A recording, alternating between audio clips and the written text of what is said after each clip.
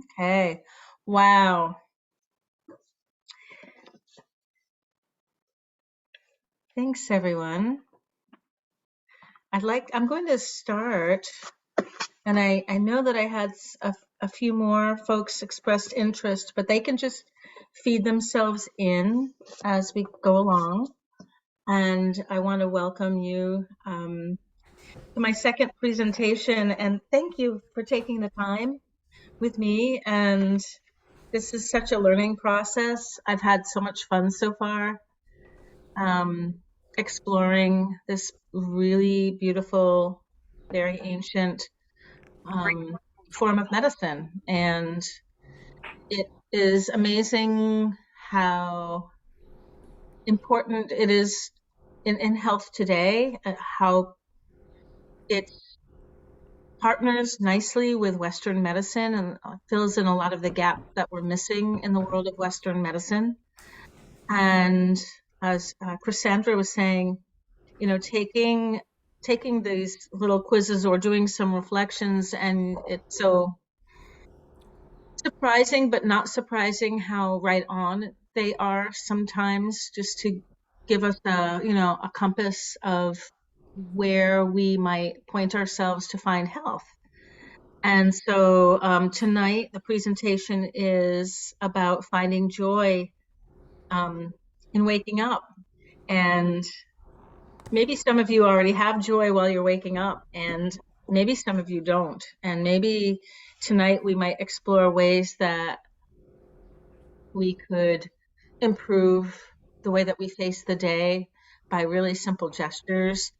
Um, I hope to make this more um, reciprocal compared to the first presentation. I had so much material, and I still feel like there's a lot of material, but I want to keep it simple and clear, and um, and not miss the beauty in Ayurveda. So Ayurveda, as a sister science to yoga, was handed down first by transmission to people who spent their days in deep thought and deep meditation, and um, eventually was transcribed or collected into Sanskrit, which still exists today. Um, and I think what I get really excited about is how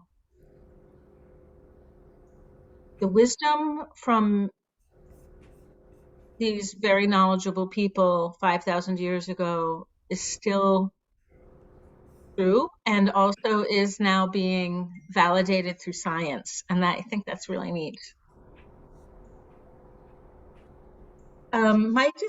So what I'm going to do is I'm going to go back and forth on my computer to share my PowerPoint. And I would like to not linger a lot on the PowerPoint, but it keeps me focused, kind of. So let me see if I might be able to share my screen. You can use the chat down below if you have questions. I'll try my best to check in with the chat box every so often. So I'm going to go ahead and do that now.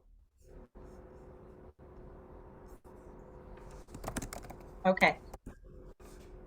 All right, good. And today I can actually see you all down the sides. And I think you can see my slides, right? Just a thumbs up. If you wouldn't mind just making sure that your computer is muted, that would be helpful because I'm hearing some clicking. Thank you. I'm recording this because this is an assignment for the Boston Ayurvedic School, and I am a part of their Ayurveda Health Counselor training, and I'm about midway. We're starting to see our initial clients, and it's very exciting. So anyway, I'm recording this, and I am going to advance it just a little bit. Let's see if I can do that. There we go. Can I? There. I love that. I'd like to take a moment because I feel like there's a lot going on in our world. And I have some loved ones in New Mexico, and there are some grand fires in New Mexico in the Taos area right now. There are women's rights and reproduction rights and people's rights being brought into arenas that are at risk right now. And there are very many unhappy people struggling in this world. So I would like to offer some time to reflect on how lucky we are to be able to be here in our spaces together.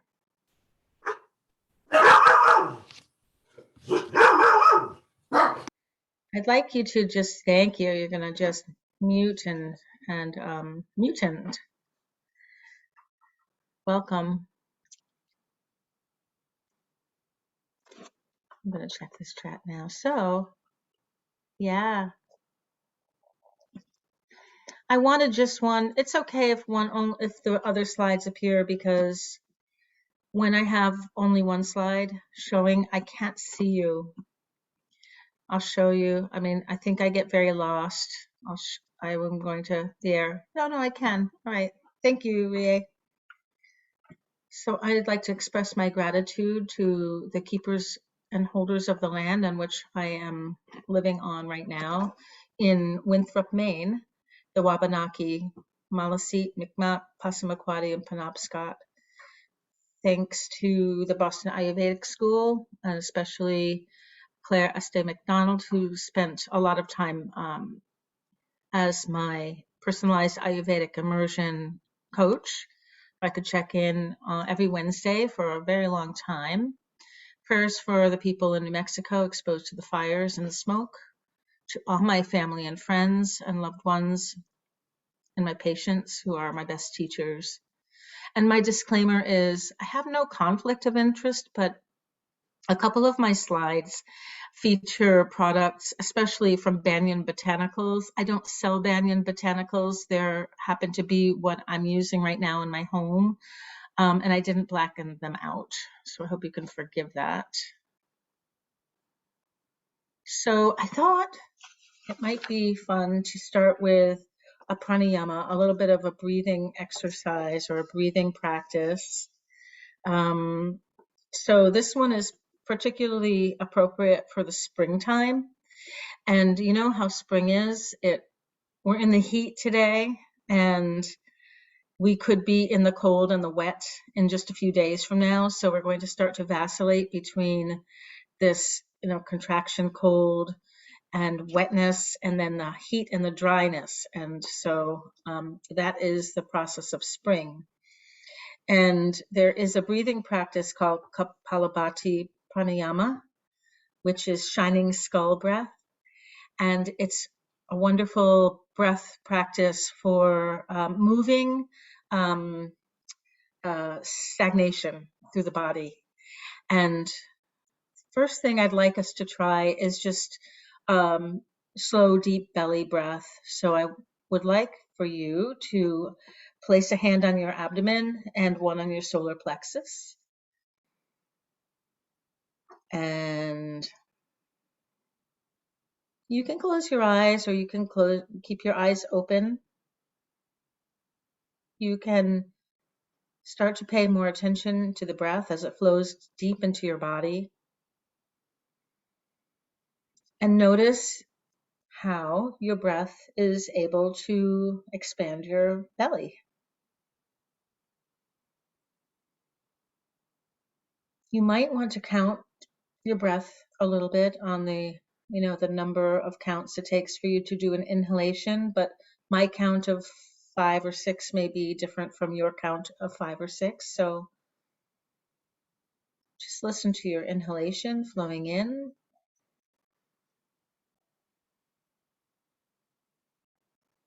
and flowing out.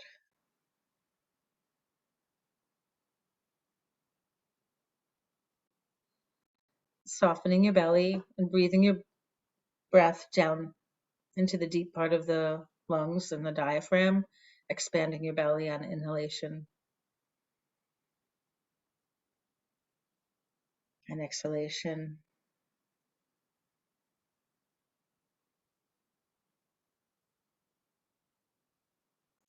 You may want to bring the hand that's on your lower belly up under your clavicles on your upper chest and continue to breathe deep into your belly.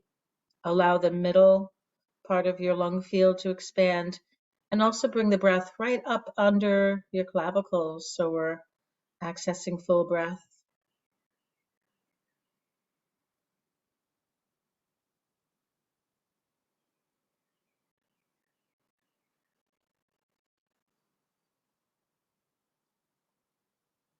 That's just a 3-part breathing, and that could be a very nice breath to do first thing in the morning or anytime you need to settle down.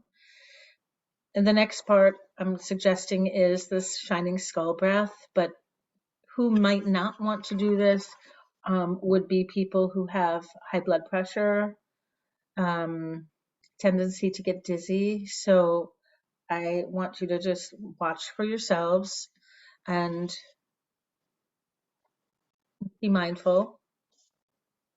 How to sit correctly is you'd like to sit with an erect spine. Make sure that your feet are either making contact with the floor, that your legs are not crossed, unless you're sitting on the floor, and that's fine. But feel your feet planted on the earth and sit up tall. And the correct Kapalbhati breath posture I'm going to suggest are your arms extended out to your sides and your palms up.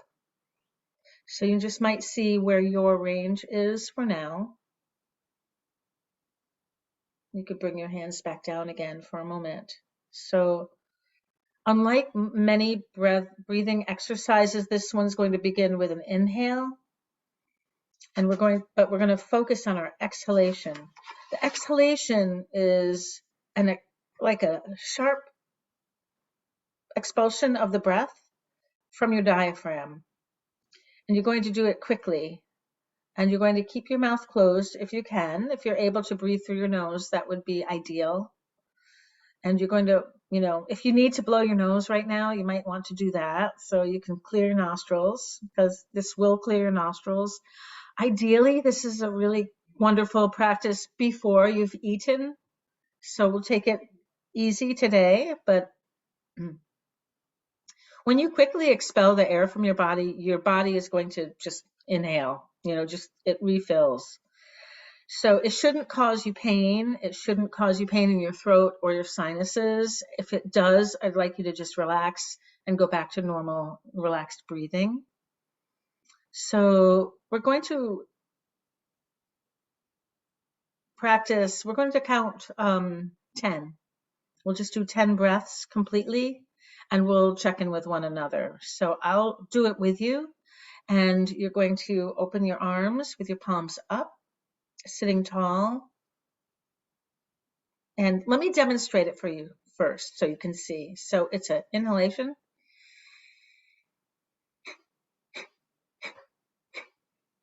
Can you hear that? It's coming right from the diaphragm. So palms up, thumbs to the back.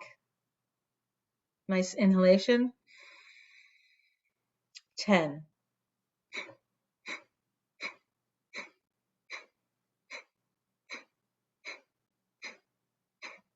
Inhale. Exhale. Bring your arms down. If you have no pain in your throat, not getting dizzy, not having stress in your head, let's do 2 rounds of 10. Palms up. Focus in.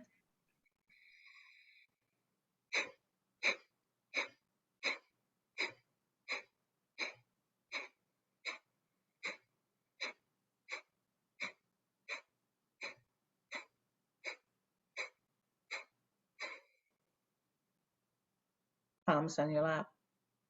Breathing in. It's a great diaphragmatic exercise exercises your abdominal muscles, burns a little calories, and expels a little extra ama.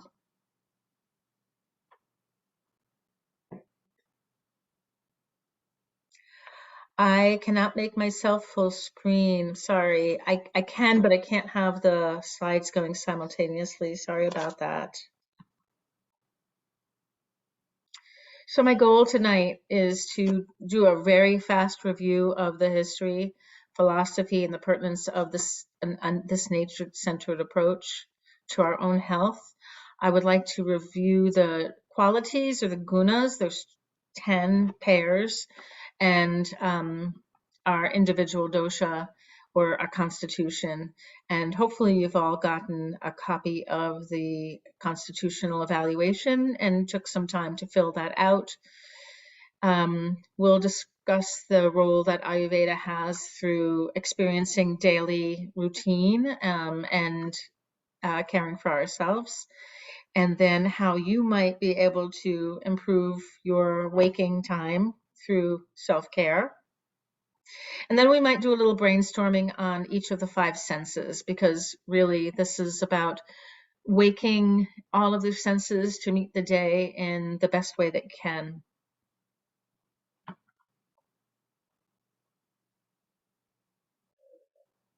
So as I had mentioned before, I think you heard how Ayurveda has come through 5,000 years of channeled, transmitted wisdom from people who spend time in prayer, and they're watching the people, they're watching nature, and they have found patterns that are clearly identifying healthy living and unhealthy living, and watching how people may be suffering. So the point of Ayurveda is to ease our suffering, to find the best balance that each of us might have. What's really beautiful about it is that there's five elements that are fairly critical to our existence. And these five elements also make up our constitution. So all of us have all of these elements. All of us have different combinations of these elements. So, space, for an example. Space is, here's the gunas, let me just pass through that. So space, right? Space is like the vastness, the opening. And so space is really important because we have space in our sinuses, our oral cavity, our stomach has space, our uterus has space, if we have a uterus, and all the space between the fascia, that's still akasha or ether. That's where space exists. Even within the cells, there's space. So we need space to exist. There's air, and it's hard to show what air looks like because air is motion. So air is the breeze, and without motion, we can't be alive. So the motion is all peristalsis. It is air flowing in and out. It's the transport between cell membranes. So without air, we can't be alive. So air plays a really critical role in our wellness. The element of fire, we'll be talking a lot about fire tonight. Fire is the essence of transformation and metabolism. So when we have a strong internal fire, we're able to metabolize the food we take in and process that. Even on a cellular level, there is Agni or fire. So Agni is something that we'll talk a lot about this evening, and fire is critical for our existence. Fire comes through the eyes reflect the fire, reflect our soul. Fire is metabolism. Water, apa. We need water to live, so water is critical to our life. Water is everywhere. It's our cerebral spinal fluid. It's our saliva. It carries in our lymph. It's in our blood. It's all the secretions. So without water, can't live. It's a critical element. And earth gives us stability. It's grounding. It's our structure. It makes our bones. It makes our muscle. It is stable, and without earth, we couldn't be sitting here in this state. So all of these elements are super critical. I want to go back to the gunas. These gunas are qualities, and they are only 20. They are heavy and light. So an example of heavy and light. So heavy, water is heavy and earth is heavy. Ether is light and air is light and fire is light. It's light for the eyes, but it's also light, doesn't have a lot of weight.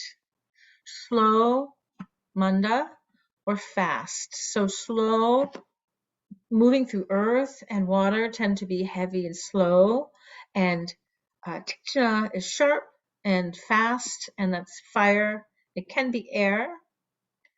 There's cold and hot, kind of clear. So water tends to be cold, and fire is hot. Oily, snigdha, or ruksha, or dry. So oily or dry. Fire tends to be oily, and qualities of people who have a lot of fire may have more oily qualities in their skin, or foods that are oily can produce more heat. And dry is like, crackers, dry leaves in the fall, the air when there has been, the earth right now, actually the topsoil of the earth here in Maine is quite dry because it's been so hot. So the heat is causing the water to absorb, to evaporate. They're smooth and rough. You know that when your skin is smooth versus rough. As we age, we become more rough, more chara. And when we're babies, and your own dosha will determine that, tend to be more smooth and juicy. They're solid and liquid, right? So on the one hand, there's earth. On the other hand, there's water. That difference between the flowing versus form, taking a form. Soft versus hard. So qualities of foods that can be soft, a sweet and ripe mango versus a nut. They're stable or mobile. Stable, static, in one place. What element would that be? It would be earth, right? As opposed to moving, water moves, air moves, and fire moves. They're subtle and gross, very tiny, minute, versus large that has some density to it. And there's clear or cloudy. Clear like the air, or cloudy, slimy water falls in that category.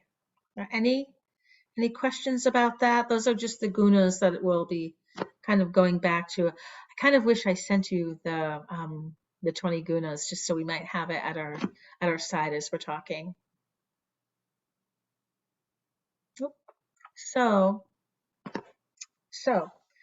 there are combinations of the 5 elements, and they make biophysical manifestations in human life.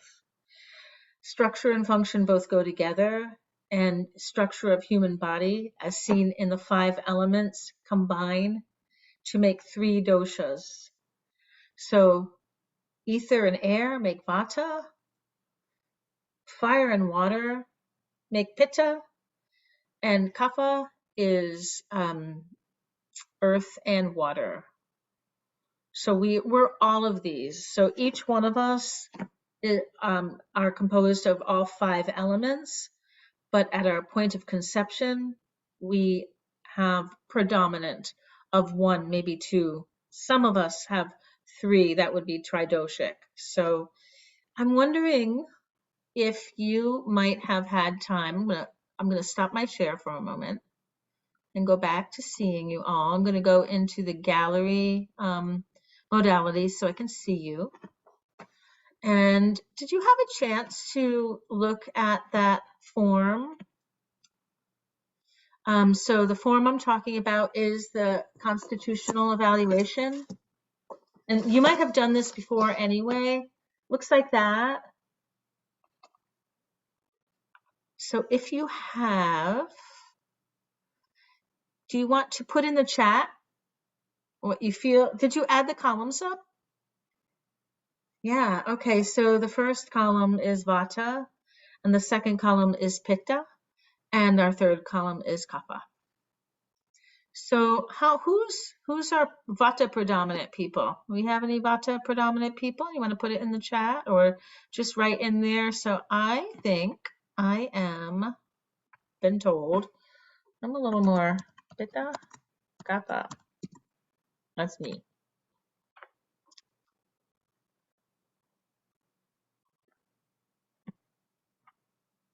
Anyone? I'm trying to find it. It was emailed to me, so I'm Okay. looking for it. Okay. So Emma, you are Pitta, Pitta Vata. Pretty balanced actually, but you're Pitta Vata and Pitta Kapha for you too. Yeah. What else? Who else? Anybody?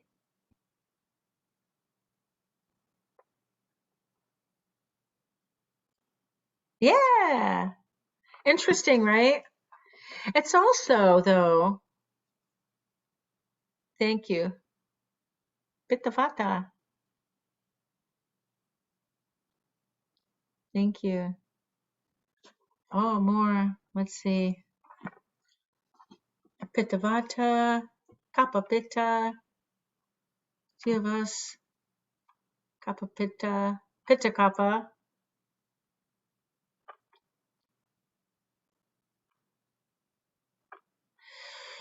A person might be tridoshic if they are pretty balanced through all of them. Like if you had like a 999 or, I'm not making up the numbers, but if you're, it's kind of rare. And so this, I mean, to get a really good sense of your constitution though is what was determined when you were born, like when the sperm and the egg came together and created you. That was your manifestation. And then there's what happens to you during your life. And the mind can be very different from your constitution. Your mind has its own, the manos has its own. It kind of fits in there, but think about how changeable your mind is, how we can change so much. And I think, thank you for taking the time to write that in there. I think I'm going to go back to a screen share just to keep me on task. Let's see if I can do that. So,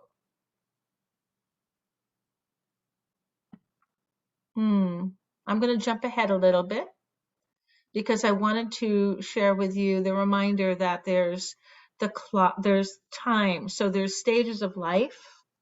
So our stage of life also can change the way our original constitution expresses. So in general, right, children up until about 13, 14, 15, adolescents, they're in their kapha stage of life, right?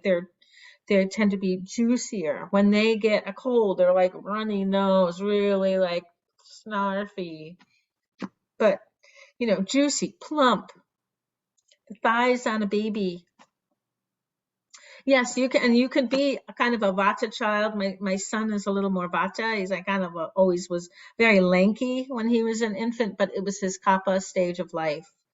And people who are then from like 15 or so to about 50 are in their pitta stage of life. So a lot more fiery, a lot more driven, going, goal oriented. And we keep some of that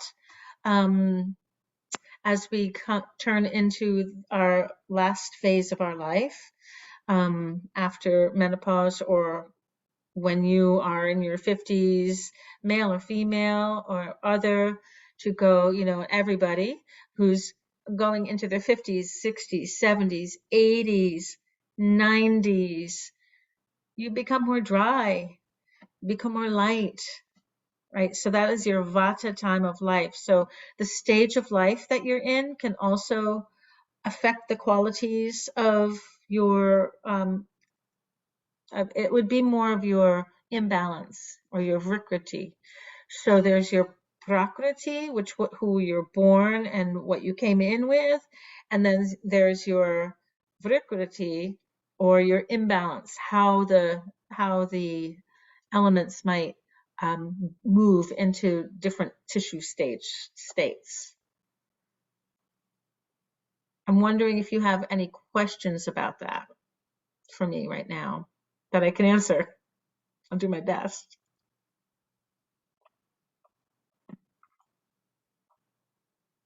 Yeah, the stage of life thing. Yeah, for sure. So I can, I'll share for myself that um, in my 60s, I am not the same person that I was in my 50s. Yes, I'm the same human being. I bring with me all my experiences, but my joints are a lot less happy now. I feel it in my bones. I need to take a lot more time to keep myself warm. And, the winter, the cold weather really affects me differently now than it did 10 years ago. So, how I eat, how I treat myself now is different. Thank you, Sarah. Thanks for adding that. Yeah, how I am now is different. So, for me, even though I'm a Pitta Kapha, I'm in my Vata time of life. So I tend to practice a little more towards protecting and warming the vata. I won't let myself go through such extreme temperatures, right? I wanted to just mention the tissues of the body because I think this is a really interesting and true way of looking at it. I didn't learn this in medical school in this manner, but we have the seven dhatus, the bodily tissues, and Ayurveda states that there's seven primary bodily tissues. So rasa is the plasma; it's more on the surface. So when we eat, the very first thing that gets nourished is the rasa. Rasa is plasma, lymph. Rakta, which is blood, a little deeper. Mamsa, which is muscle tissue, and fascia too. It's like what glues us together. Meda is fat tissue. It insulates us. We need all of these tissues. They're all very important to us. Asti is bone. Bone is our structure, is our minerals. They protect precious organs like the skull protecting the brain, the ribs protecting the lungs, and the pelvis holding our colon, our lower intestines, and our uterus.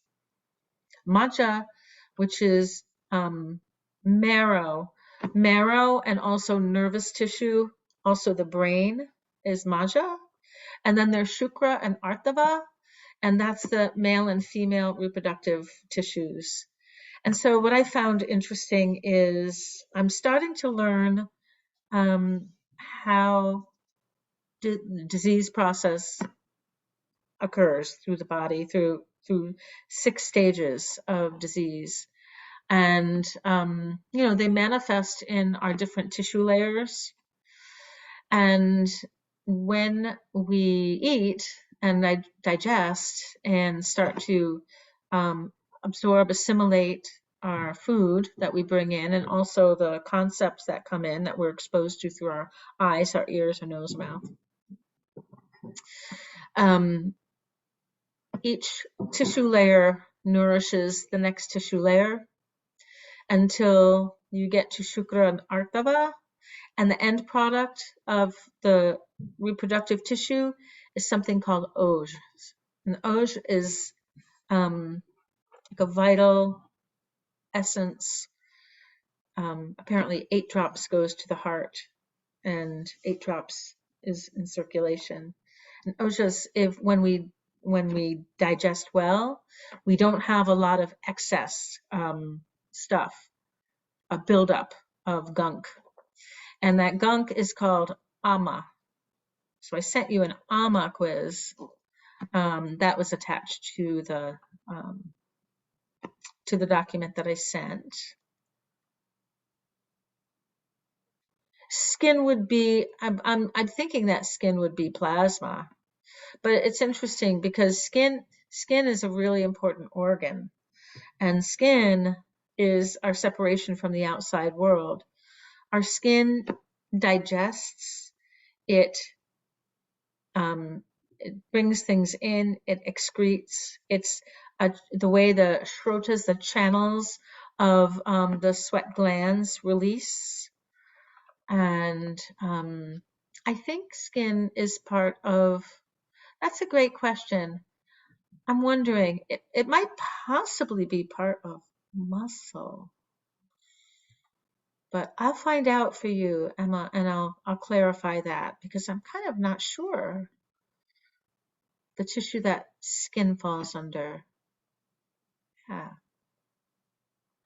Well, we have, whoops, so there's three malas, there's three types of waste products in general that are going to leave the body. So there's purisha, mutra, and sveda. There's feces, urine, and sweat. And it's really important that these things leave our body, right? So that's the buildup. That's the problem is when we start to not be capable of excreting and eliminating the excess can be a big problem. So the maintenance of the strength of the body and the chief function of feces, elimination of moisture, water is of urine, and retention of moisture is of the sweat. So moving this, health means healthy tissues and healthy elimination, and that that makes for a healthy body. You know,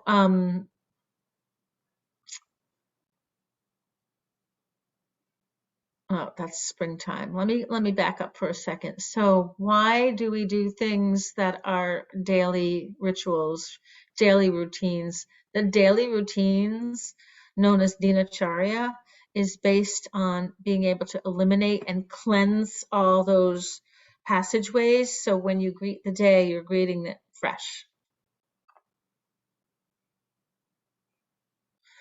And we're in the time of spring. So you might be the person, this is Gilbert, here's my dog. He does not like it when it's cold and wet. He hates it. It's his worst weather. I'm guessing he's possibly a Vata dog. I'm not sure. But there might be some of you who just, cold and wet is not your favorite weather. It's definitely not my favorite weather. And I'm not really all that Vata. I just really don't like it. And then on the other side, here's spring, right? This is like just a few weeks apart from one another. Here's Gilbert just about 5 days ago in the warm, dry sun. He's so happy. He's just drinking it up. So I'm really curious right now. How many of you are loving this weather that we have right now? Show your hands. You can just like thumbs up. Yeah, some of you loving it. I'm loving it pretty well. When I get in my car and it's about 86 degrees, I don't care. It feels really good because I'm coming from, well, for one thing, I'm coming from inside my office building, which is freezing. And I love the contrast, but it just feels really good to feel warm and dry. How many of you like it colder and cloudy? Or some of you might. I'm going to just see if I can stop sharing my screen so I can see you all. How many of you like it when it's cold? Anybody? Okay, it's okay. You can fess up. It's fine. It's nice. Yeah, my partner likes the cooler weather better than the hot. He doesn't like the heat. Intense heat is too much. So each of us thrive better. Yeah, it's hard. It's hard. It's draining. It can be draining when it's extremes. Yeah, yeah, for sure. Love, love. Which one do you like? Which one do you love? The warm, Sarah? The I dry, love warm and dry. I don't warm like and too dry. cold or too hot Yeah, the because extremes. I'm very good at sweating and peeing.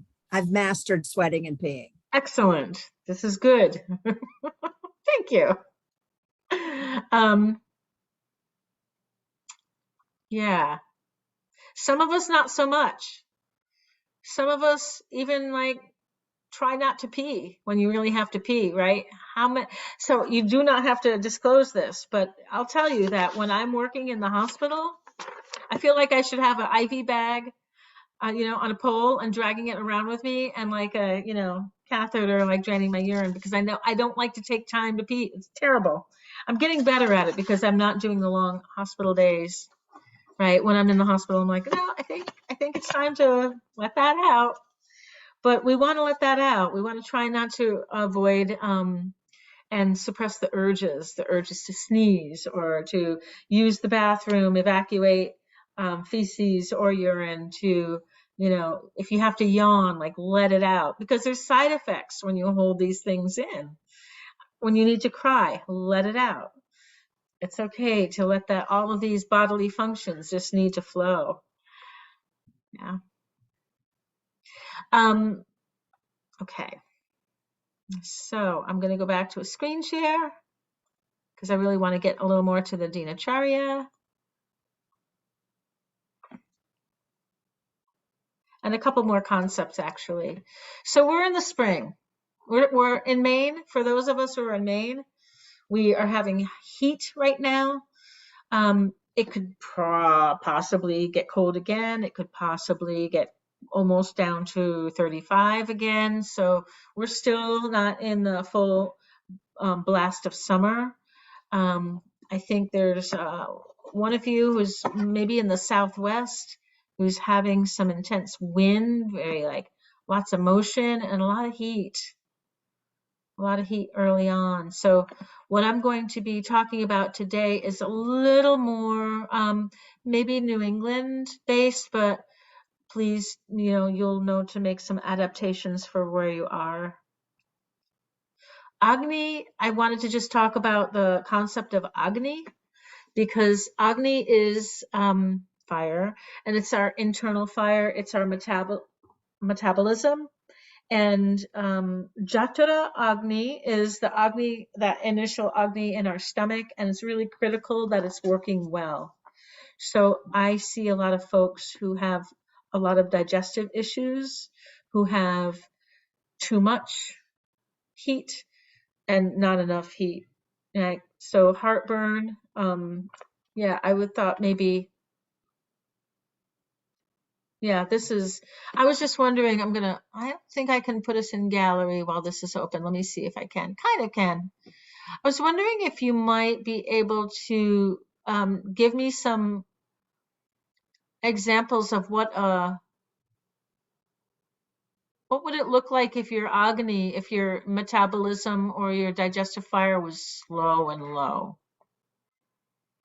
You can unmute if you want and just tell me, let's like share a couple brainstorming concepts of what do you think that would look like if somebody had very low agni? Constipation. Sorry. Yeah, could be constipation. Yeah. How about bloating? Oh yeah. Yeah. Just feeling heaviness. How about when if you don't digest terrifically well, maybe you're going to burp a lot. Maybe you end up getting a lot of air upward or air downward, because there's different qualities that are ending up um, in your bowels. Brain fog is another example of when your agni, when your digestive fire is low, that lethargy, the brain fog. So it's important to be able to maintain a healthy digestive fire. And though I'm not going to be talking about diet too much tonight, I had some recommendations at the very end, but I'd like to do a cooking I'd like to do something online with cooking. and talking about qualities of foods. I think that could be a lot of fun. Um, but there are ways that we can improve our digestive fire, and that is through your daily routine. So the part of the reason why we talk about your daily routine is to help your digestive fire build. What about low blood sugar or unsteady blood sugar? I think that it depends on what the quality. So what would it make you feel if you had low blood sugar? I Like think maybe think of some of the qualities, like maybe like, maybe Sweaty. slow or unenergized. yeah, yeah, I don't know if it's a function of, yeah, I guess it would be a function of Agni, wouldn't it? And it might be a different Agni, a different fire in a different organ. Like, your pancreas not really like taking up, like being able to kick out the insulin, or on a cellular level, not being able to take in, not being able to take in that nutrition. So yeah, probably that too. Yeah. If your Agni was super high, what do you think you might feel? If your Agni was out at like, not just low, but like fire.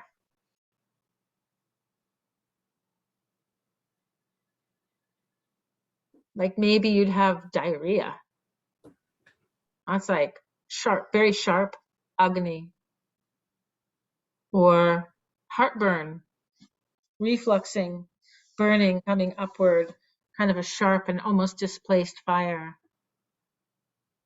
Yeah. So ama is another concept that I had mentioned earlier. So ama is like the gunk that needs to leave your body. So think of ama as the rust or the debris that, if not processed well, will clog the channels, will clog the arteries, will clog the digestive system in the form of mucus or plaque or feces. If you can't move your food through, you're going to have buildup in your body. And ama is undigested and unused food or mental concepts. Like sometimes we take in a lot. Like so, we might eat through our eyes, right? We might consume. What are things we consume through our eyes? TV shows, the news, right? Or what we might take in through our ears, like negative thoughts, negative, gossip, again, news. So we have to digest that, and we need to either assimilate it and make it a part of ourselves, or we need to get rid of it. So ama can be on all the levels, and all the levels of tissue and all of our functions. So when we have low agni, low fire, then it's hard for us to burn off our undigested stuff, and we can get buildup. It can make us feel cranky and slow and creaky and stiff. Yeah, I just talked about the amas. The shrotas of the body. Did I mention that? Shrotas, shrotas are channels. We have lots of different channels of the body, 13, 16 channels that I did not put on the slide. I'm not going to quite go into, but our shrotas are the way that we eliminate and things travel. So each little pore on our body is a little avenue out. And I'm stopping my screen share for a moment. So think of your skin as a nostril, each pore as a nostril. Well, this is why it's important to address your skin first thing in the morning, because we've taken this stuff in and we need to clear it out, right? So not taking a shower or addressing your skin first thing in the morning is like walking around with your nose full and like you don't blow your nose in the world of Ayurveda, and it's starting to make sense to me too. So developing good daily practices that help our skin, our nose, our mouth, our tongue, um, cleanse is going to help us have a little more energy to be able to digest the things that are coming at us during that day. Makes sense, right? Any questions right now? No? Okay. All right. Going back to the screen. Share.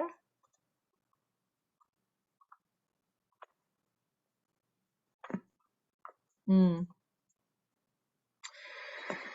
So the first talk that I gave, I don't know when that was, a couple months ago now, where I talked a little bit about kala, about time and the importance of time, because time affects us in lots of levels, right? First of all, I had mentioned the timing of your lifespan, right? But there's also the timing of the cycle of the year. So we're in a time of the year that the sun is getting stronger, right? From the day after the winter solstice until summer solstice, that sun is building a lot of strength. That's the Agni in the sky, right? That's like Chief Agni. And when it's extremely sunny and intense outside, our internal Agni tends to be a little less because we would just like fry up if we were like as activated as that sun is strong. So we're always kind of going through this balance of reflecting and balancing the amount of fire and heat that comes from the sky, from the sun versus from inside of us. So after the end of the summer, and we actually have accumulated a lot of fire inside of ourselves, we want to try to bring that in. And the weather shifts, right? And so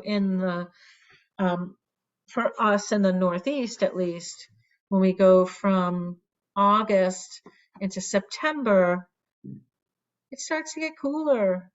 The sun is starting to be less. Sits a little lower in the sky. And that fire that we've been building through the summer is storing and, sitting inside of us. We don't want it too much in there, but we want enough because when we go into the depth of the winter, our digestive fire is actually quite strong. So when it's very, very cold, when we're in the deep winter, we digest better than when it's in the summertime and it's hot outside. Kind of interesting, right? So what we can eat in the cold weather, like think about the things that we eat through the winter time, through the fall and the winter. Root vegetables, like something a little heavier, right? Some if you eat meat, that maybe you eat more meat. Maybe you eat more, the solid, the root vegetables, denser foods because you can digest it. You wouldn't eat that in the summertime. You don't have the ability to digest that. Sorry, I was thinking maybe I got a text from one of you or somebody who was trying to join us. So time plays a really big role in the year cycle, in the cycle of the day as well. So I think that, and also through our, how we function. So those of you who are working in the medical system and have night shifts, working at night, know what it's like to switch your day and your night around, and it's definitely challenging. You're in a whole different world, keeping your mind real sharp when the rest of the world is sleeping. So it's challenging. But the day itself, I hope that you can see this and if it makes sense to you, but our day starts. So for us right now in the world of Maine, in the Northeast, our sunrise is a little bit before 6 a.m. So I don't know, 5:30 or something like that. And but from 6 until 10, is our kapha time. So can you remember? So kapha is earth and water.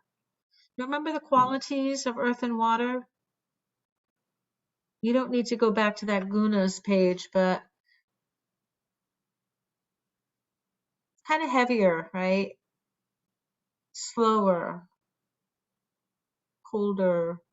The world is just waking up at sunrise.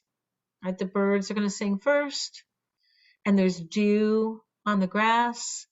And then by 10, and you head towards about 2 in the afternoon, the sun is high in the sky, and it is the pitta time of day. We're busy. This is a lot of people, not everybody. We tend to be busy in our pitta time of day. That's the best time of day to digest your largest meal, because it kind of you're being aided by the timing of the day.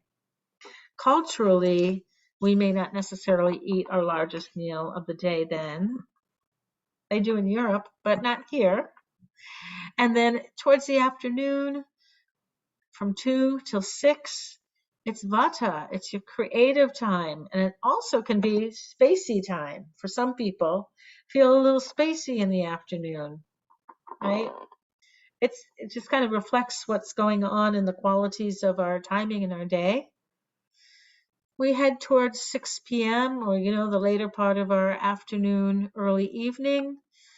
Things are starting to settle down. We're quieting down. We are heading into the kapha time. We're thinking, okay, we're kind of winding our day down. We start our nighttime practices. So hopefully you might catch your probably, for lots of people, not everybody, your best sleep from 9:30, 10 o'clock. You catch that good sleep. So from 10 to 2, your body is processing, metabolizing, and you can be asleep for all of that. 2 a.m., 2:30 a.m. is a really popular time for lots of people who suffer from insomnia to wake up, to float up out of their sleep, and their minds are going. And that's vata time of the middle of the night. And then we start the cycle again. So how we address our day and when we take our meals, and how it affects our bodies is affected by timing. Does that make sense? It may not make sense to how we all live, but do you understand the concept that the sun is the highest between 10 a.m. and 2 p.m., our most ideal time to eat our lunch, the biggest meal of the day. And then towards the end of the day, you might want to eat a little lighter so that you can enter into your sleeping time without a heavy burden to digest. So I want to start to dive in a little bit more into the actual meat. For me, what I was getting excited about during this talk, and that's like, how do you meet your day to make it as energized as possible? So we're going to address the senses.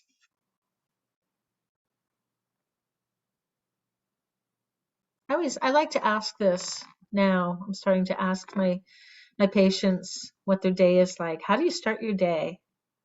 And it's interesting the variation of how people wake up and times of day that people wake up. And, there's definitely something to be said about your own true nature of you might be a night owl and you love to stay up really late. And, by nature, you want to wake up later on in the morning, or you might just like perk right up and, meet the sunrise. But, these are all ideals. Whether we can meet them or not, that's up to us, and up to making really tiny changes. So these are just suggestions. And again, it's not necessarily for every single person. So I think that there's no hard, fast rules in Ayurveda.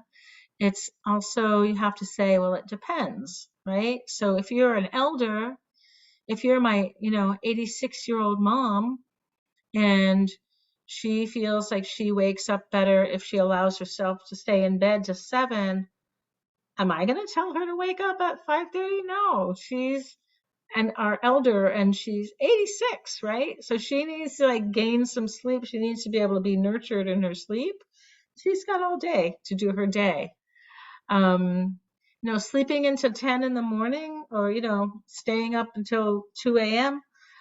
Because it's fun, or you like to catch that, the ride of the being exhausted and pushing yourself through, you might be able to do that when you're in your early part of your pitta years. And it's going to catch up to you after a while. So we think about, well, how do you live your longest and your most vibrant life, right? And what fits your style. So let's start with our sense of smell. I want to stop my share because I want to see you all and drink some water. Hope you all have some water. Cheers.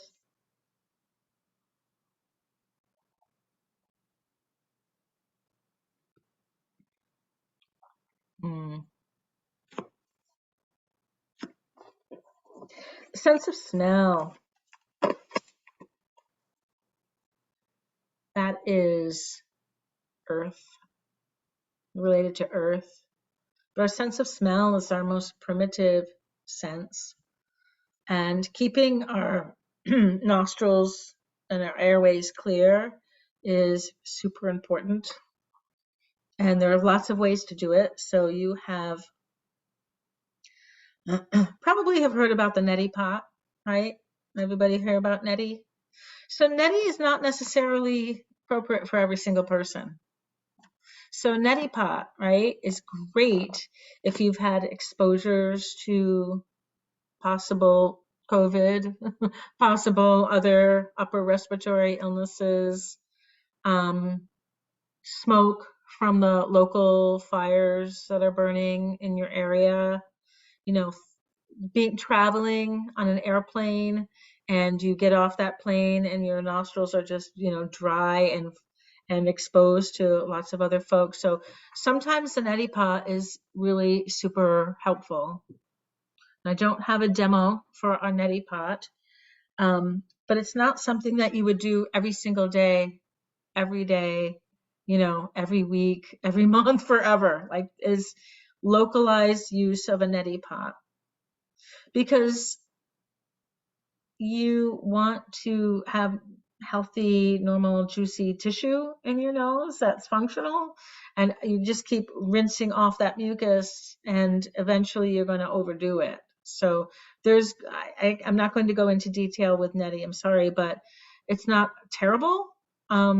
It's just, you don't need to do it every single day, every month, all through the year, when you need it for exposures, right? But Nasya oil, you could use Nasya. So Nasya, means nostril. And here's one of those examples of, I am not selling Banyan botanicals, but this happens to be what I have. But there's Nasya oil. This is a medicated oil.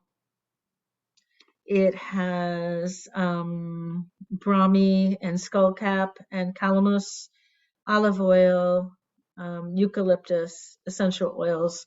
And a lot of times when these different oils are created, they're kind of processed and cooked first and strained really well. So for Nasya, I do this first thing in the morning. Nasya comes second for me, so we'll talk about eyes, but I like to splash cool water on my eyes a few times and open my eyes and just kind of, move them around a little bit. I dry my face. I get my Nasya. I put 3 drops, 1, 2, 3, in the middle of my palm. I wet my pinky and I moisten my nostrils. And I just kind of sniff it in. There's other ways of using Nasya oil, where you actually just tip your head back and put 1 or 2 drops in. It makes me nervous to just tell you to do that, because you wouldn't want to breathe oil into your lungs. That would cause a pneumonitis. That would be very irritating, but when done appropriately, it doesn't go into your lung passageway. Yeah, nausea. Yes, I will. Nausea, nausea oil. Oops, I'm sorry. I buy mine at Banyan. I'm actually started to use a new one called Anutylum. Anutylum is not from Banyan, and I'm working with Dr. Pratibha Shah. She is an Ayurvedic physician, and Anutylum it just means medicated oil, but the one that I have received from India has it feels more medicated, and it's super great in the winter time when the air is really dry and you have a tendency to get congested. But the nausea that I placed in the chat um, is just a nice lubricating oil. So it's a good size you could travel with. So if you are flying, you can bring this with you and use it on the airplane. It's really great to just keep your nostrils lubricated. So I was thinking, can you think of some other ways that you can celebrate your nose when you first wake up in the morning? You can unmute and just brainstorm a little bit. Anybody like to use essential oils just in a diffuser or just on your hand maybe? So that's really nice, just to have a beautiful aroma. Or just smelling the air outside, unless you're around a lot of fire right now, as our loved ones in New Mexico, maybe not. Protecting yourself, right? Yeah. Ah, hi Josie. Hi Hi, everyone. Chris. Yeah, nausea oil is so perfect for right now because everything is so dry and there's so many allergies going on. And so I feel like neti pot sort of almost dries things out more with that salt Yeah. water. Mm. So the oil and yeah, I've learned to just start it back.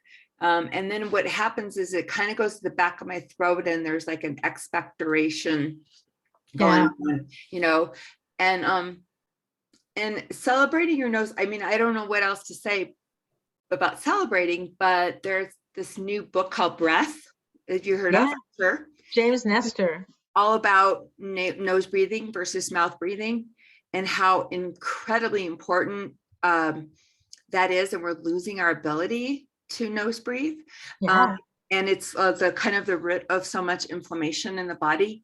And I don't know how I mean, it just makes sense that Ayurveda would spend so much time caring for the nasal passage and cleaning the sinuses out. And the Yeah. nausea oil even exists. Yeah. Yeah. So Thank you. Yeah. my 2 cents. Yeah. Thank you. Thank you. More like 5 cents, but that's really good. Thank you. Maybe lighting a stick of incense. Calamus. This is calamus root. Sage. Some people like to maybe doing a little smudge sometimes. Maybe not if you're already dry, but calamus root, you burn it.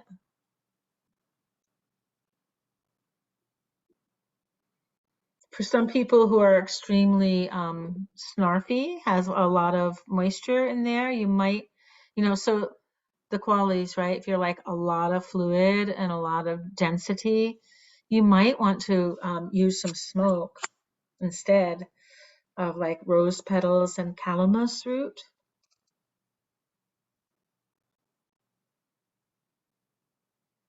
It's just a different effect on the nasal passages.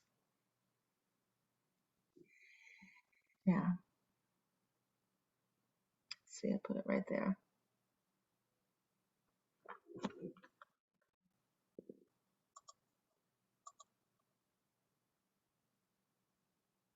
Anything else you want to add about the sense of smell? I was thinking of one,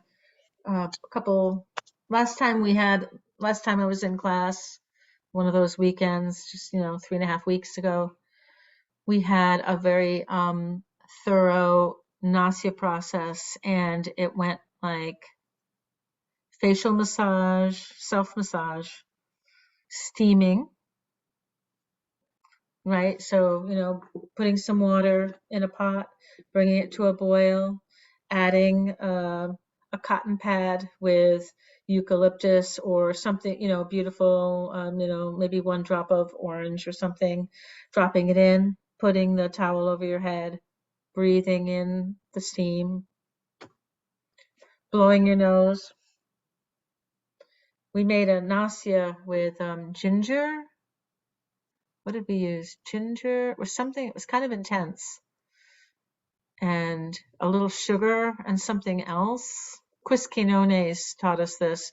We cooked it down till we had 8 drops, and we sniffed that in, and it was kind of intense. And then we blew our noses and then used nausea. So that was like a whole ceremony, right? A ritual around the nose. It was really beautiful. Chris Quinones is in Colorado. She's a licensed massage therapist and an Ayurvedic practitioner. She was leading our Saturday and brought us through this amazing ceremony all about celebrating the nose and really taking some time. It's not something you can do every day, right? I mean, you could if you have that kind of lifestyle, but for me, I can easily do 3 drops of nausea in first thing in the morning. It's like that's the way I start my day. And there's a few things that I do that makes a big difference. And I've been doing it since, I don't know, September, and it just feels good. Our mouth and our sense of taste. Appa, that's water, right? You can't taste anything if you didn't have functioning saliva. But the importance of oral hygiene, and that includes tongue scraping, oil pulling, maybe not for some, but for others, and drinking warm water for everybody. That is a really great idea. Whoopsie, I don't want to go there. I want to see, now I can't see you all. I can't, somehow I got there and I've lost you. There you are. I must have stopped sharing my screen. Did you see the image of the tongue? Ah, that's what happened. I'm going to go back to it. Hang on there. Sorry about that. That's what happened. Okay, let's see. It kind of doesn't matter. You know what a tongue looks like. There's a tongue. Can you see it now? All right. Anyway, the importance of oral hygiene. So I wanted to talk a little bit about that, right? So let me get back again so I can see your faces. There you are. So this is a tongue scraper. It's made of copper. They have stainless steel tongue scrapers. You can take a spoon, and first thing in the morning, splash my eyes, cold water, my nausea, scrape my tongue. From the front to the back. From the back to the front. Don't go front to back. From the back to the front. Lightly, about five scrapes. Easy, not too hard. What's cool about scraping your tongue is a lot of things. One thing is you're going to remove a little bit of that ama that's built up over nighttime, some of the bacteria that's in there, and you're going to be looking at your tongue. And the more you do it, you're going to watch the way your tongue changes and all the secretions that come and go over the course of your year, right? So it's an important opening for your body. It's an entryway. So paying attention to your tongue, and watching how much stuff comes off, you just rinse that off. Um, yeah, it'd be better because then you can save your toothbrush for afterwards. And then, so get the scrape first and maybe think about oil pulling. So oil pulling may not be for somebody who has very high ama. So if you have a really lot of ama in your body, you may or may not want to use oil pulling until you do a little clearing of the ama, like over, like a process of clearing your body. But most of the time you can take, like right now we're heading into the warmer weather, so I'm using coconut oil. I take just a little bit, like no more than half a teaspoon of, like, the hard coconut oil. I put it in my mouth and I just dissolve it and I'm swishing it around, 5 minutes to 20 minutes.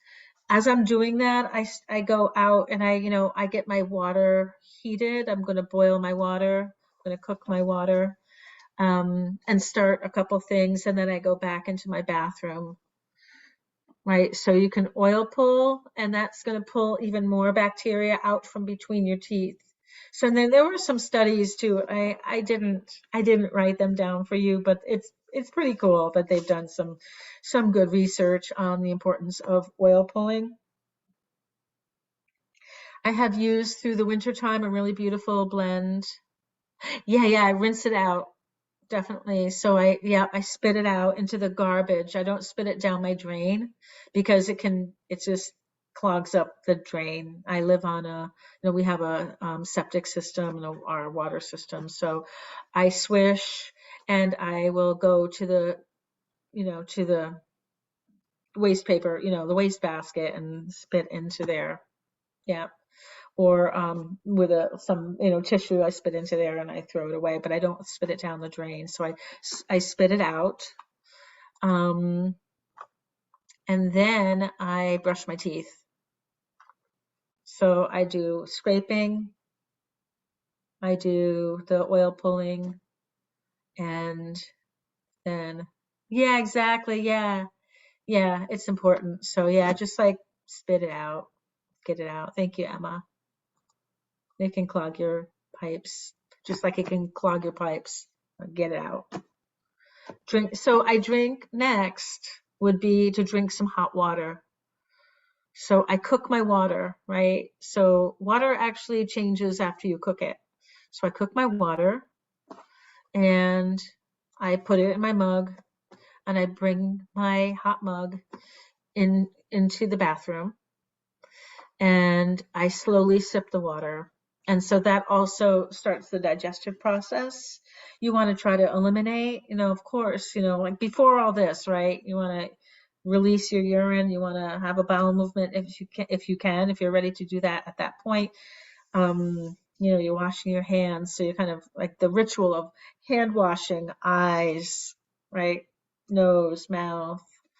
So next comes, I'm going to share my screen again.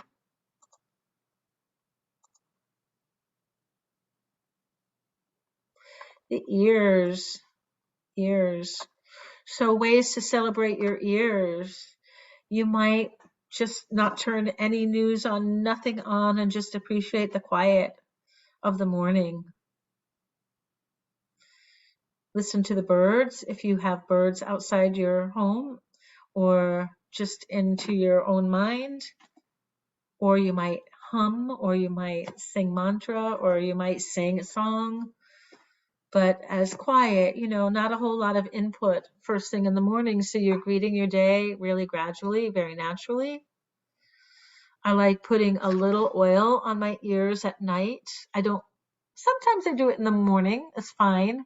So, around the ears and, drop in the ears. So really celebrating and massaging your ears because they filter a lot of information for us, so being mindful of what you're going to take in so early in your day. And then, when I say that, put it out of order, but your eyes, you want to keep your eyes cool. A really beautiful thing to do for your eyes is to use a little rose water on cotton pads, especially when the weather gets hot. But simply washing your hands first and putting cool water up to your eyes is very refreshing. It's very bracing, and it tells your eyes that it's time to freshen up and be ready for your day. And then the sense of touch. So your skin as an organ of elimination and an organ of digestion and an organ of metabolism is we want to address our skin. So self-massage is a beautiful thing to do first thing in the day.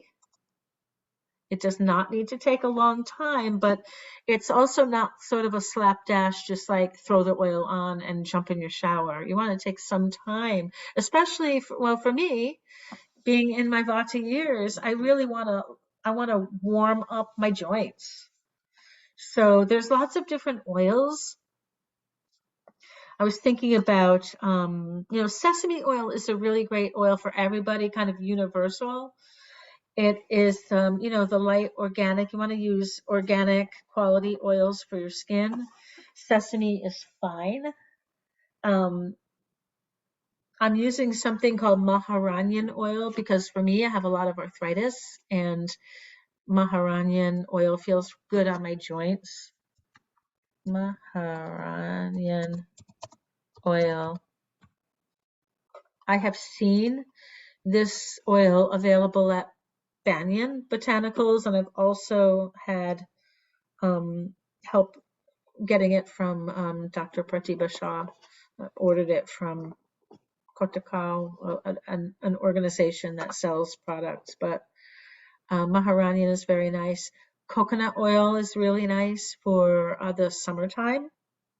Or if you're high pitta, if you're one of those folks who've got like pitta, you might want coconut oil. Jojoba oil is nice. Jojoba is more like a wax.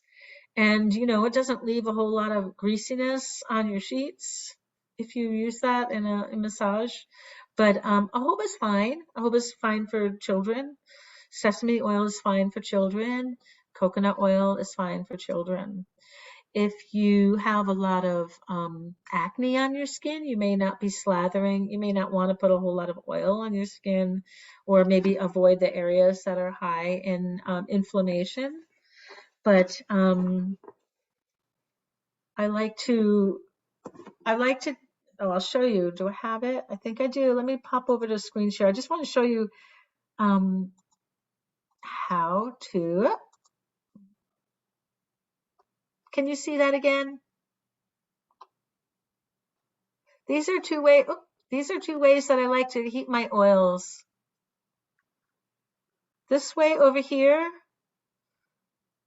is just a bowl with when I put my pot on to boil my water first thing in the morning, I'm swishing my coconut oil, my doing the oil pulling. I get a bowl, I pour the oil in, my smaller bowl, and the hot water underneath, and it warms up. I carry it into the bathroom, and then by the time I add it onto my body, it's warm. And on the other side is this new cool fancy thing I got. You see that? That's a little copper bowl. And I light this little candle, this little ghee candle or whatever, a little tea light. And this bowl gets pretty hot, so you can't walk away from it. You need to be close. But it's beautiful because then you're really putting these warm oil on your skin and taking some time in circular motion. So I tend to do, circles over all my joints, circles on my shoulders, up my neck, back of my neck. It takes me maybe 5 minutes. It's really not that long. Breast tissue, belly, round on the hips, and then downward.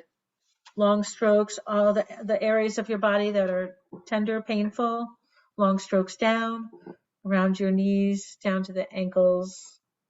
And then I take my shower. You want to shower it off because you'll be way too greasy. It's too much. But if you have some time to lavish, maybe like once a week where you can oil up and then stay in a bathtub but then after you do that, then you're ready for your exercise, some stretching, you start your day. I can't believe how fast. No, we still have until 8:30. Okay, I was kind of like, oh my goodness, we have plenty of time. I don't want to cut this short, but what questions might you have for me right now? I'm going to stop the screen share just so I can see you again. Any questions about, that's a lot of information, about self massage? No, okay. If you if you're of the constitution of a lot of kapha, you're in your pitta time of life, maybe you might think about some dry brushing. You might not want to always use oil on your skin because you already have a lot of oil in your body. So these are called Garshana gloves. These are silk gloves.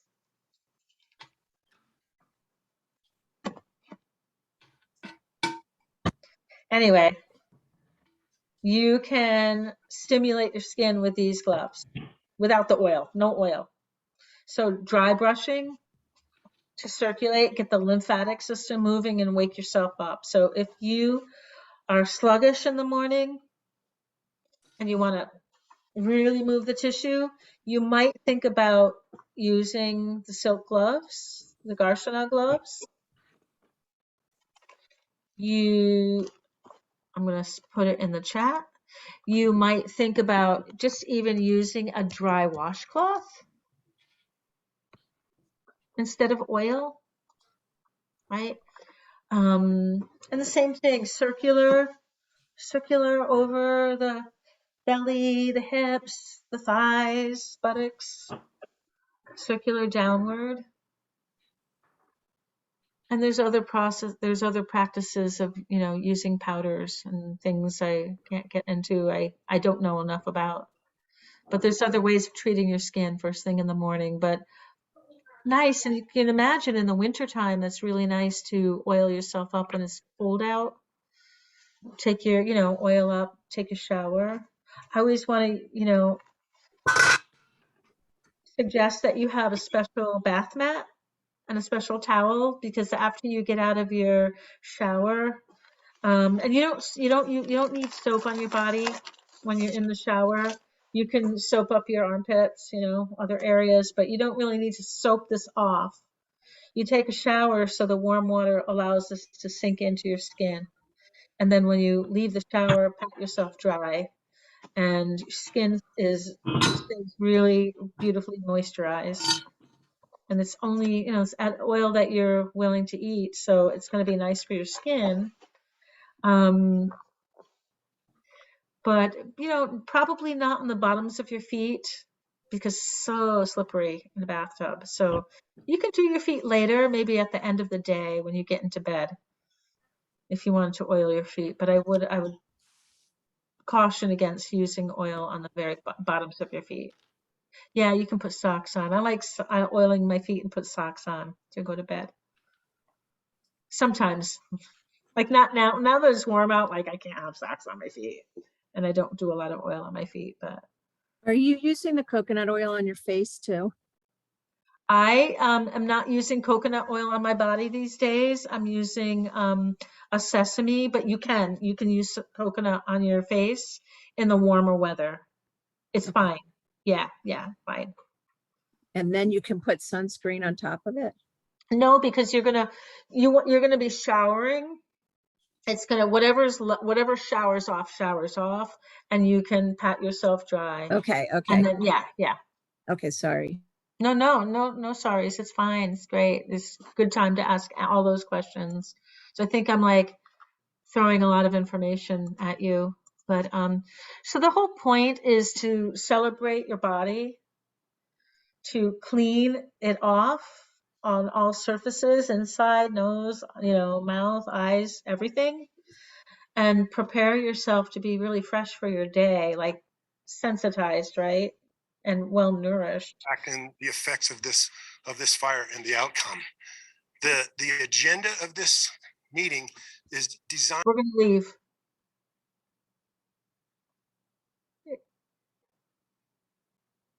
Anybody here? Are we getting What crashed? what was that? I don't know. That That was was Chris's, I think another tab opened on her computer and it was oh, some oh, news oh, Okay. about the fire in New Mexico. So, Oh, oh. yeah, I Thank maybe have you. self-muted. I I had thought the been story you told me, Josie, it scared me. I was going to share that in January we were doing 3 days of two-eyed seeing. It was an international conference via Zoom. We had people coming from, online joining us. We had an elder from Canada, Elder Albert Marshall. Louis Melmadrona was like the host, really. And we had about 40 people online, and we got bombed. We got crashed by a group of very violent, awful, troubled people. And it was very disturbing. And it happened like that. Like all of a sudden somebody was speaking into the meeting, and then people started popping up on the meeting. So if that ever happens, I mean, that's why, we have like a little sign in. It was very frightening. It was really violent. And the whole conference crashed for about 2 hours until we had to reconvene and like make a new link and then put a password on. Everybody came back and were like shell shocked. Really awful images that they were showing. So we were, whatever you call that, we were, Zoom bombed or something. It was really amazing experience. So I'm a little shell shocked, I think, still. Like, anyway, I just know that if that were to happen, you just log off really fast. Like, don't stay on to watch it. Just like go. Okay. So back to the money. Okay. So let's like really back up. You know, right before you get out of bed is a great time to be thankful that you're awake. Like maybe that's the best way to wake up, right? Take a moment before you actually leave your bed to give thanks. Name one thing you're grateful for and reflect. So then when you step out of your bed, you step out in gratitude. I think that's really important. I mean, um maybe just as the kind of person that I am, I love the senses. I like to celebrate the senses. Um and I focus a lot on that, but really there's a lot more to your early morning rising that includes um, your mindfulness practice, even if it's to take 5 full belly breaths, 3-part breathing, or some of that shining skull pranayama afterwards, right? So you cleanse yourself, and then you might take a little time to sit quietly, gaze out a window, gaze at a candle, do some breathing, maybe go to your mat if that's part of your practice, or if it's not, something to consider, a little bit of yoga time. But it's, then you go into your routine of physical activity and then you eat, you know. I have my ways that I can do what I can first thing in the morning because I'm out of the house by 7. But one thing I don't cut short is my body practice. And so it doesn't have to take a long time, but you want to be mindful as you do it, especially the oils, and you're kind of paying attention to your joints and everything, right?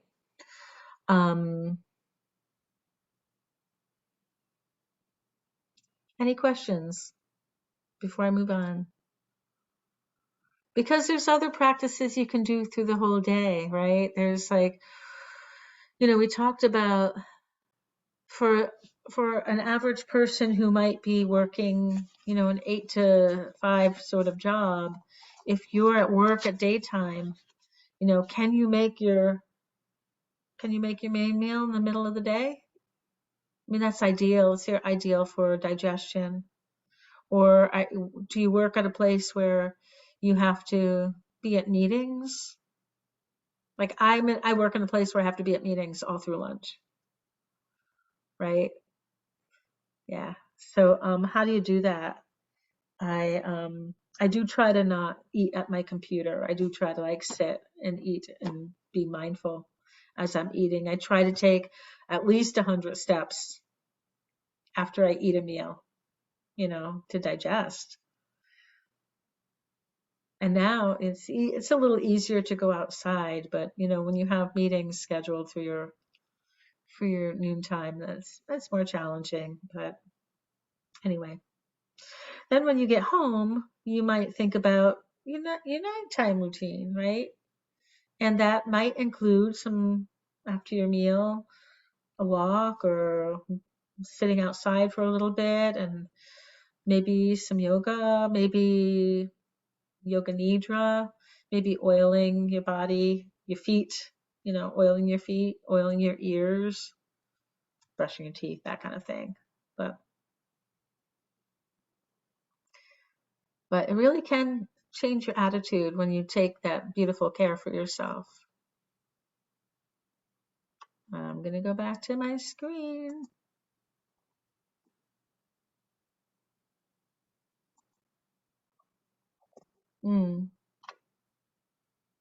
Yeah, because we're in the springtime. Let's see if I can do this and keep you in my sight. Can I keep you in my sight? There we are. I can see you. There. All right. So springtime. Springtime, right? Well, today, tomorrow, and the next couple days here in Maine, pretty warm and dry, but we want to try to balance that, right? So you might want to eat a kapha pacifying diet. So you might not have a lot of heavy things. You might not eat a lot of cheese during this time of year, a lot of cold things. So you want warm foods, whole grains, bitter, pungent, astringent foods. So that's greens, vegetables, a little bit of spice. If you're high pitta, if you have a lot of fire in your system or in your constitution, you may not want to eat a lot of spicy foods. A little ginger powder could be the pungent enough. You want to eat light now because we're pulling out of the heaviness of the wintertime. A little bit of raw honey is drying. So because springtime, well, at least a couple of weeks ago, remember how spring and everything was melting? It was so wet and there's still little patches of snow and ice. And so keeping yourself warm. Spring is a really great time to fast, and it doesn't mean necessarily that it's appropriate for every single person to like not eat anything at all. Like that's not necessarily a fast, but to cleanse, you can do a light cleanse. You might eat a mono diet like khichdi. Khichdi, I'm not sure what that is. It's a nice dish of basmati rice with yellow mung dal and some spices and a little bit of ghee.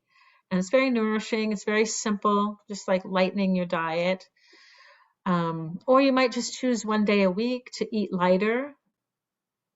And fasting is not for everyone. Keep warm and dry when it's cold out, right? Keep warm and dry when it's wet and cold. So we're balancing the qualities. Drink your warming, cleansing herbs like a tea. So CCF is cumin, coriander, and fennel. It's really great for your digestion. You can take a teaspoon of each in a cup and a half of water and bring it to a simmer for about 5 minutes, cover it and strain it and just sip that through your day. Really nice for your digestion. Clove, or make your own chai with warming spices like cinnamon, cardamom, ginger, a little black pepper. Stay up late of night if you're kapha, but that's unusual. Most of us want to try to catch sleep by 10 in the evening. You might want to take a little extra time to do yoga or meditation or your breathing practices in your spring regime. Smoking the herbal mix called Dumana was showing you the calamus root or cinnamon, burning some smokes. Daily nasya for the spring. Here's a regimen for spring. Eat light, easily digested foods. Some of this is repetitive, sorry. Drinking your warming, cleansing teas. I make about 2 cups of tea. I put it in a thermos and I sip it all day long. It's part of my morning routine, and I love making my different chais. It's really fun to experiment. Avoid heavy, oily foods in the springtime because you're trying to lighten yourself up. Ghee is not added in the list of oily, heavy foods. So ghee is clarified butter. You can make ghee. It's, if I can do a teaching session on some simple Ayurvedic staples, I'll show you how to make ghee. But ghee you can also purchase on the shelf, the organic, grass-fed. Avoid wheat, brown and white rice, like the starchy stuff, but basmati or aged rice is okay. You want to lean towards bitter, pungent, astringent tastes. And here's a list of some vegetables for kapha time. This is kapha people and also kapha season, which is spring. Things that grow right now. So artichokes are coming, asparagus is coming, broccoli, carrots, and microgreens. All the leafy greens can be cooked with a little mustard seed, tempered with, a little ghee and mustard and pungent spices. And again, the best fruits are fruits that are in season. So I don't see strawberries on the list. They're kind of tart. Apples were from last season. Apricots might be dry. Dark grapes, pears, dried fruit, and raisins. But do try to buy local. So eat with the seasons. Eat what your local growers are producing. Eat organic. Watch the quality of the foods that you take in. Keep it as clean as you can, clean as you're capable of. And even if you make 2 changes, try 2 things, you'll be stepping towards a more energized life, or, energized day, energized morning. And I think there, a happy earth. My references. I referenced Dr. Alad's books and Kate O'Donnell. She wrote a really fun cookbook, the Everyday Ayurveda Cookbook. And Kate O'Donnell lives in Portland, Maine. She is an amazing resource. She is one of the teachers at the Boston Ayurveda School, and she's just bright and brilliant. She's on Instagram and she's on Facebook, and she's always giving cooking tips on Instagram. And she's written a couple other books, and they're all wonderful. They're all different, and they're all really wonderful on self-care and calming the mind. And my simple resources are the Boston Ayurvedic School. That's where I'm studying right now. Kate O'Donnell, Banyan Botanicals, and I'm going to stop my share, and I'm going to just ask if you have any questions for me in our last 15 minutes. Lauren, you're in the dark. Oh yeah, I'm outside. You started in the light and then now you're in the dark. That's nice. Natural lighting. What kind of tea do you have, Emma?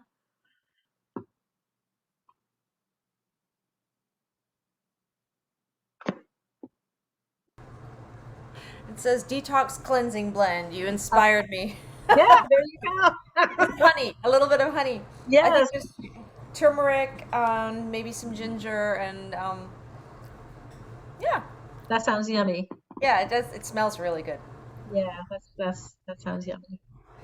Where does caffeine fall in all of this? Like caffeinated It's very beverages in the hot. It's morning. very hot. So, for an example, caffeine is kind of activating, stimulating, right?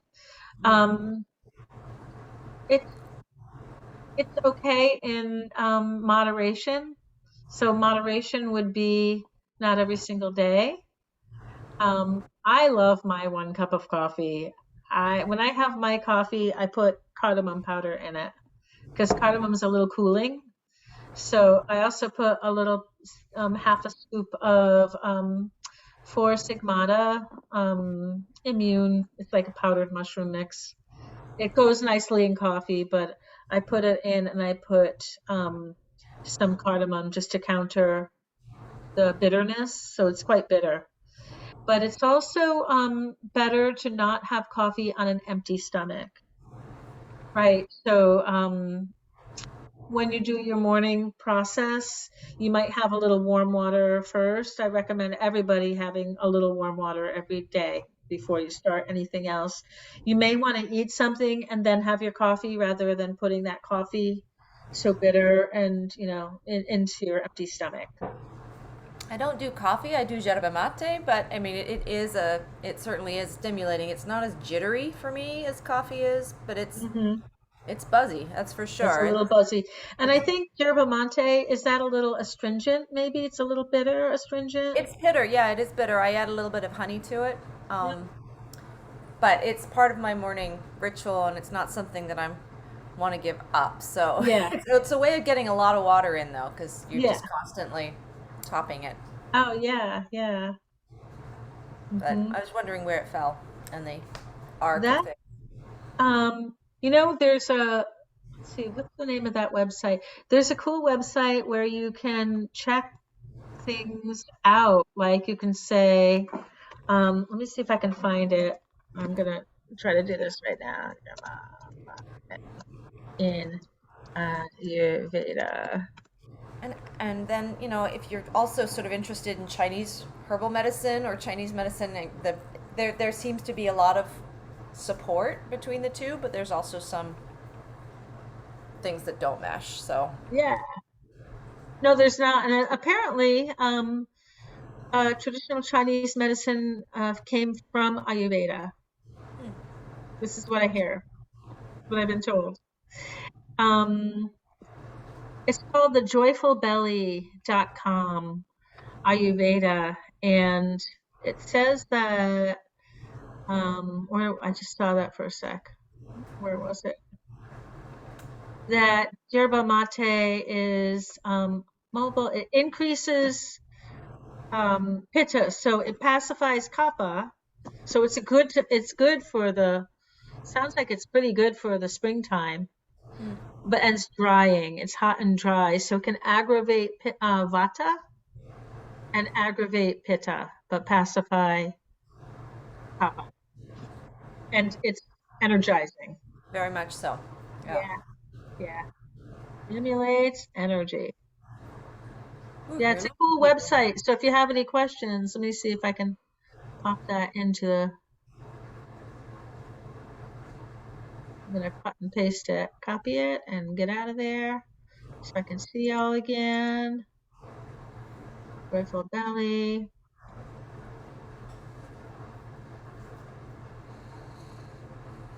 There. Thank you. You're welcome. Thank Thank you you, for Josie. thank you. Thank you for staying with me till the end. Um, Nice to yeah, this was very informative. Thank you so much. thank you. If you have any questions, you can either, you can certainly call me, text me, email me. And Okay. it's really nice to spend a little bit of time seeing your faces. Yes, yes. Please have a wonderful spring. Thank you. Yeah, yeah, you too. Be safe and take care of family. Thank you. Bye-bye. Okay.